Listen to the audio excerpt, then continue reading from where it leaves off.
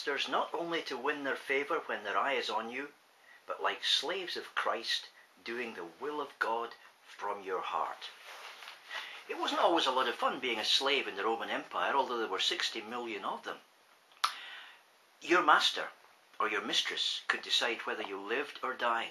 In fact, the Roman satirist Juvenal talks about a Roman lady who ordered her servant to be killed simply because he displeased her. And when her husband protested, she said, "You call a slave a man, do you? He has done no wrong, you say? Be it so. It is my will and my command. He will die not because he has done something wrong, but because I say so." And another Roman writer said this, "Whatever a master does to a slave, undeservedly, in anger, willingly, unwillingly, in forgetfulness, after careful thought, knowingly, unknowingly, is judgment, justice, and law." The slave was entirely in your power, and although we've got lots of records of masters who were good to slaves, who set them free, who even adopted them and gave them their inheritance after they died, although we know of cases like that, nonetheless, you had no freedom.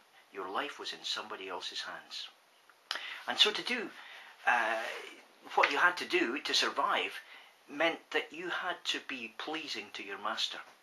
And for a lot of slaves, I guess, it was easy just to keep a smiling face on the front, but inside be seething with anger and rebellion at the tyranny that you were facing.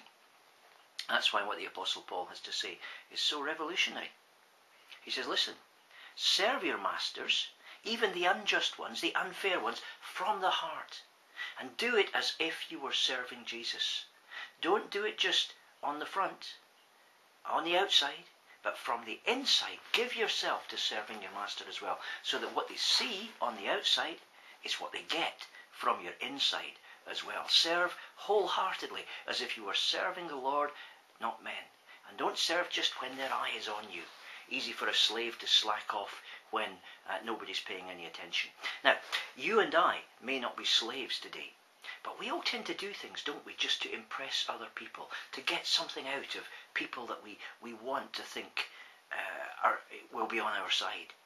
And so it's easy to be something on the outside, which you aren't inside. We all wear masks. We try to deceive people about our real intentions. And it's also that we can manipulate them to our advantage. And there, I think, what Paul says about servants comes home to us as well. We've got to be wholehearted. People have got to see in us what is really there. Not just when their eye is on us do we appear pleasant and kind and eager to please where they're concerned, but even when they're not watching. And so what we are is what we show. That's what it means to be a Christian. To serve other people as if we were serving Jesus himself. To do it from the heart, as Paul says to the slaves. Not simply for our advantage or to manipulate them in some kind of a way or to lead them into some sort of false idea of who we really are. So as you go around today, you may not be a slave, but you will be tempted to put a false front on to some people you meet at least. Will you allow the mask to slip? Will you let them see what's really there? And will you on the outside project that from the inside you're prepared to serve them with all your heart, not because it's them, but because you're really serving Jesus? Try it out, see how it works. Have a good day.